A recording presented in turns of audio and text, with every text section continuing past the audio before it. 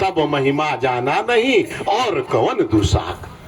बालापन में ही नित्य अनादि सत्ता ने उनके हाथ माथे पर उंगली रखी थी, इशारा किया था, संकेत किया था। स्वामी जी ने लिखा तब महिमा जाना नहीं, उनकी महिमा को तब मैं जान नहीं पाया, इसलिए मैं उनके भाषा को समझ नहीं पाया, संकेत को समझ नहीं पाया। लेकिन अंत में प्रयास है ना, 17 वर्षों की कठोर साधना है ना, और इसी के लिए जिनका अवतरण ही हुआ है वैसी सत्ता अंत में नित्य अनादि सद्गुरुदेव ने उन्हें कहा जगत गुरु अधिकार दिलाया, जगत गुरु का अधिकार दिया और कहा कि विघ्न बाधाएं आएंगी, बड़े विघ्न आएंगे, लेकिन ब्रह्म ज्ञान का प्रचार और प्रसार, जीवों का कल्याण करना ही आपका कर्तव्य होगा। और तब स्वामी जी ने लिखा स्वर वेद में, सुख शांति सबको मिले, यह उपदेश हमार और सारा विश्व हमारा है, हम हैं सब संसार, हम हैं सब संसार। कहा कि हम ही सब कुछ हैं। एक छोटा सा उदाहरण ले सकते हैं इसमें। महाभारत का युद्ध चल रहा था और यह ज्ञान ब्रह्म ज्ञान महाभारत के युद्ध में श्री कृष्ण ने अर्जुन को दिया था। यह भारतवर्ष की धरती पर ही संभव है, युद्ध चल रहा हो और ब्रह्म ज्ञान का उपदेश दिया जा रहा हो। मन का निग्रह कैसे किया जाए, मन को पवित्र कैसे किया जाए, मन को शुद्ध कैसे किया जाए, यह ज्ञान बांटा जा रहा था। लेकिन श्री कृष्ण ने केवल अर्जुन को दिया। हमारा और आपका सौभाग्य है, या इस संपूर्ण विश्व के जनमानस का सौभाग्य है कि इस काल में सदगुरु सदाफल देव जी भगवान अवतरण लिए और मुक्त हंस से इस ज्ञान को बांट रहे हैं। विधि की विडंबना देखिए, विधि की विडंबना देखिए। 4 वेद, आज से 2 अरब वर्ष पूर्व जब प्रकृति बना तो मानव की उत्पत्ति हुई, और मानव की जब उत्पत्ति हुई तो उसके लिए 4 वेद बने, 4 वेद बने। और 4 वेद में ऋषियों ने जो देखा, जिस मंत्र को देखा उसे लिपिबद्ध कर दिया और वेद ले लिया। और 4 वेद में, एक में ज्ञान है, एक में कर्म कांड है, और अथर्ववेद में तो विज्ञान ही विज्ञान भरा पड़ा है। स्वामी जी ने क्या किया? स्वामी जी ने कहा कि वेदों को समझने के लिए उपनिषद की जरूरत है, वेदों को समझने वांग्मय की जरूरत है। सहज भाषा में सरल रूप से किस तरह ब्रह्म ज्ञान को बांटा जाए, किस तरह दिया जाए। और स्वामी जी की वह अखंड साधना हमें आज पल्लवित और पुष्पित कर रही है। ध्यान केवल जानना है, हमको यह सोचना है। देख रहे हैं हम सब कुछ देख रहे हैं, और लोग भी देख रहे हैं, जो विहंगम योग से नहीं जुड़े वो भी देख रहे हैं, परंतु समझ नहीं रहे हैं। देख रहे हैं सब कोई, समझ नहीं रहे हैं। आप जितने भी मंत्र उठा लीजिए, जितने भी ऋचाएं उठा लीजिए, सब में पहला शब्द आता है ओम। मैं आपकी क्षमता पर, चाहे यहां जहां तक मेरी आवाज जा रही है, उन लोगों की क्षमता पर, उनकी योग्यता पर मुझे जरा सा संदेह नहीं है। आप योग्य हैं, सभी योग्य हैं, लेकिन ओम बोल तो देते हैं, लेकिन ओम का अर्थ ही नहीं हम समझ पाते। और यही संसार की दिक्कत है, दिक्कत भी यही संसार की है। जो वस्तु जैसा रहे, वाको वैसा जान। जो वस्तु जिस रूप में हो उसको उसी रूप में जान लेना ज्ञान है। वस्तु कुछ है, हम जान रहे हैं कुछ, यह ज्ञान नहीं। ज्ञान रहने के बाद भी अज्ञानता है। ओम शब्द का उच्चारण हम प्रतिदिन का, ओम हमारा मंत्र भी है, ओम भूर्भुवः स्वः तत्सवितुर्वरेण्यः। ओम उच्चारण कर रहे हैं, किसी मंत्र को उठा कर देख लीजिए, ओम शब्द पहले आता है, लेकिन उसका अर्थ हम नहीं समझते। और बिना जाने, बिना समझे कोई काम नहीं करना चाहिए, नहीं तो अंधविश्वास फैलेगा, वितंडावाद फैलेगा, और फिर वही होगा जो दुनिया करते आया है, फिर वही होगा जो दुनिया करते आया है, फिर वही होगा जो वर्षों से, करोड़ों वर्षों से हम करते आए हैं। ओम शब्द का अर्थ अ उ म, 3 शब्दों को जोड़ने से, 3 शब्दों के संधि से ओम शब्द, और ओम शब्द ईश्वर का वाचक नाम है। ओम शब्द ईश्वर का वाचक नाम है, परंतु यह अ उ म, इसी में का अंकित श्वेत ध्वजा है, जो विहंगम, जो कि आन बान और शान है। और अ इसलिए है क्योंकि बिना अ के किसी की उत्पत्ति नहीं हो सकती है। सब में अ है, चाहे वह स्वर हो, चाहे वह व्यंजन हो, चाहे वह जड़ हो, चाहे वह चेतन हो, सब में निहित अ है, क्योंकि यह परमात्मा स्वरूप का यह द्योतक है।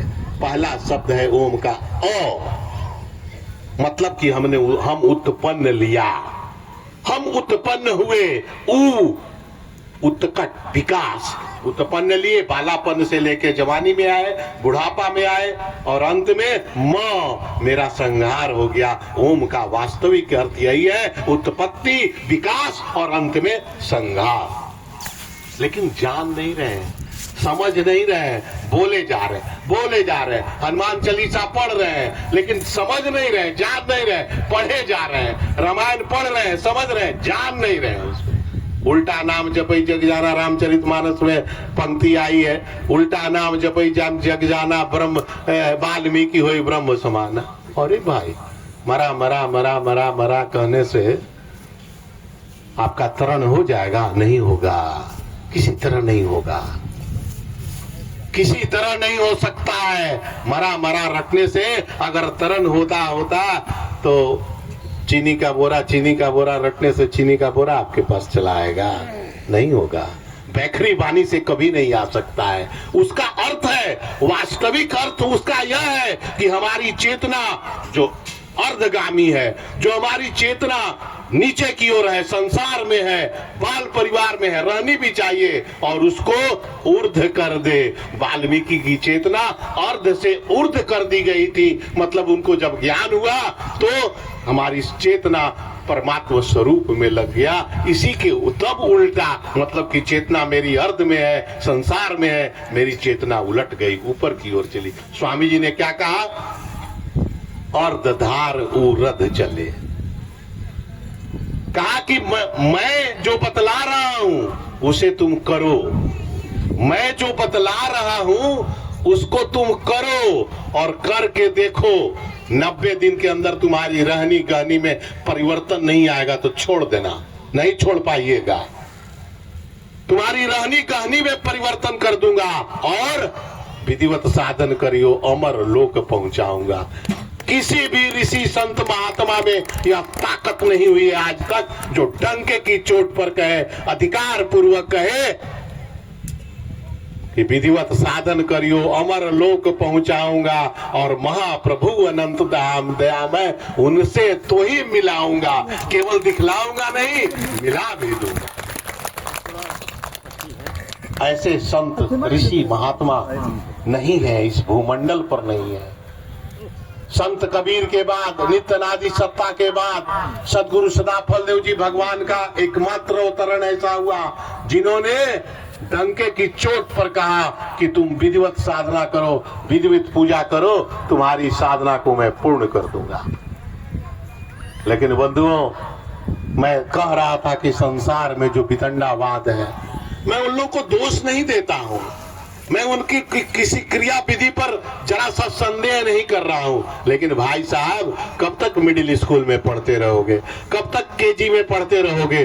थोड़ा ऊपर उठो, विश्वविद्यालय की डिग्री लो, थोड़ा फिलॉसफी की डिग्री लो, डॉक्टरेट करो, तब जाकर के यह शरीर, मानव शरीर जो है, इतनी आसानी से नहीं मिलने वाला है, इतनी आसानी से नहीं मिलने वाला है। और ब्रह्म विद्या का सत्संग तो और दुर्लभ है। संत कबीर ने कहा है, 5 पहर धंधा कियो, 5 पहर धंधा कियो, 3 पहर गए सोए, एक घड़ी ना सत्संग किया तो मुक्ति कहां से होए, मुक्ति कहां से होए। बिना सत्संग के कोई उपाय नहीं है।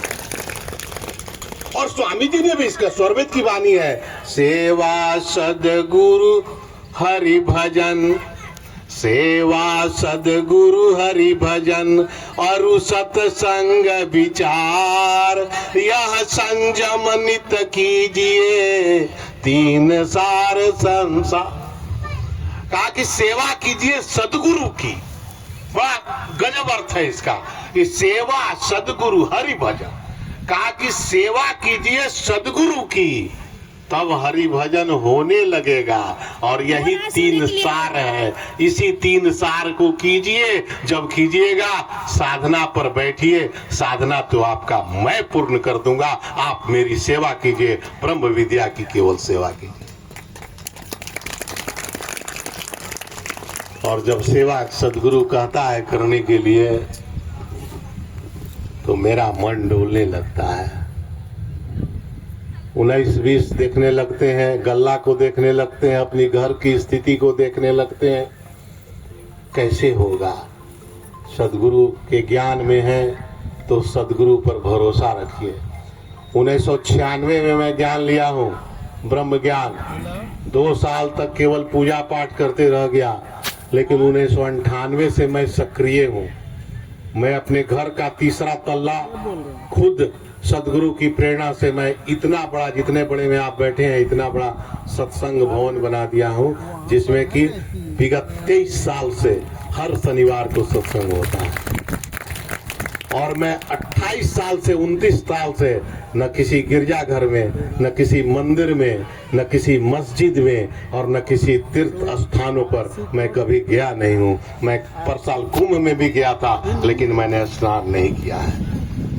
मैं आपको मना नहीं कर रहा हूँ, मैं आपको कह नहीं रहा हूँ कि आपको क्यों आप करते हैं। मैं केवल अपनी बात इसलिए कह रहा हूँ कि जब मैं जड़ में ही पानी देता हूँ, जब पौधे के जड़ में ही पानी देता हूँ, तो सारे फल फूल तना उसके पल्लवित और पुष्पित हो जाते हैं। जो सदगुरु की पूजा करता है, जो सदगुरु की सेवा करता है, जो सदगुरु की आराधना करता है, 33 करोड़ देवी देवता सभी प्राणियों की पूजा स्वतः हो जाती है, फिर करने की कोई आवश्यकता नहीं रहती।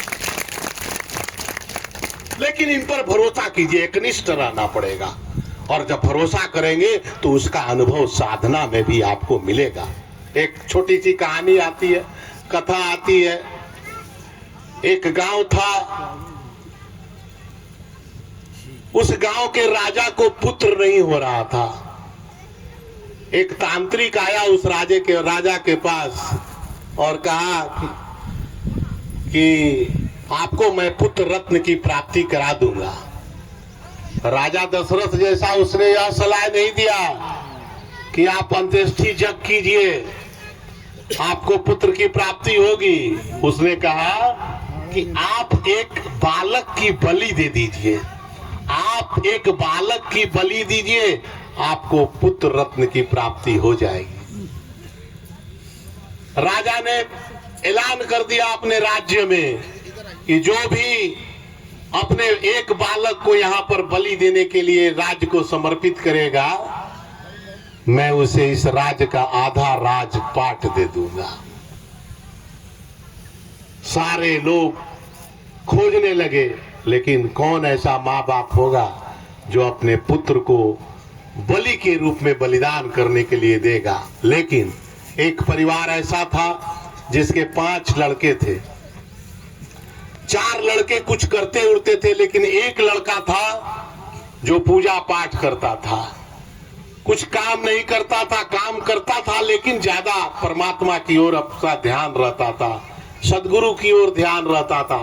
बहुत छोटा बालक था। उसके माँ बाप ने विचार किया कि 4 लड़के तो कुछ ढंग के हैं, काम करने लायक हैं, एक लड़का जो खाली दिन रात अगरबत्ती में लगा रहता है, दिन रात बैठा रहता है, चलो न इसी को दे दिया जाए, धन भी मिल जाएगा और इससे मुक्ति भी मिल जाएगी। लेके चला राज दरबार में, और राज दरबार में जब लेकर के चला, राजा के पास पहुंचा, कहा कि मैं तैयार हूं अपने इस पुत्र की बलि देने के लिए। और जब गया वहां पर, राजा के राज दरबार में गया, तो किसी की जब मृत्यु होती है तो उसकी अंतिम इच्छा पूछी जाती है। उस बालक से पूछा गया कि तुम्हारी अंतिम इच्छा क्या है? कहा कि हमारी अंतिम इच्छा कुछ नहीं है, केवल 1 बोरी बालू का ढेर मंगा दीजिए, उसके बाद जो करना होगा आप कर दीजिएगा। उसके इच्छा अनुसार 1 बोरी बालू का रेत मंगाया गया। और बालू का रेत जब मंगाया गया तो कहा कि अब क्या करोगे? तांत्रिक ने पूछा अब क्या करोगे? कहा कि 1 सेकंड और समय दीजिए। बालू के रेत से उसने 4 बड़े बड़े गुंबद बनाए, ऐसे ऐसे करके 4 पाया बनाया। कहा कि हो गया? कहा कि नहीं, 2 मिनट और दीजिए। अब क्या करना है? 4 पाया बना करके पहला पाया को उसने ढा दिया, फिर गिरा दिया, दूसरे को भी गिरा दिया, तीसरे को भी गिरा दिया, और चौथे को गिराया नहीं, उसे ज्यों का त्यों छोड़ दिया और उसी के पास जाके बैठ गया और कहा कि अब आपको जो करना है, बलि देना है, दे दीजिए, अब मैं तैयार हूं अपनी बलि देने के लिए। राजा ने पूछा कि तुम्हारे बलि देने के पूर्व यह रहस्य तो बता दो कि रेत से तुम जो 4 बनाए उसमें 3 को ढा दिया, 1 को क्यों रखा? कहा कि पहला रेत जो था वह मेरे माता पिता के लिए था, जिसके पालन करने के लिए, जिसकी रक्षा करने के लिए परमात्मा ने इनको संदेश दिया था। इनकी कोख से मैं पैदा लिया हूं।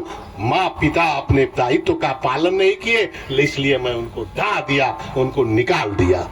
कहा कि दूसरा क्यों ढा दिया, दूसरा क्यों फोड़ दिया?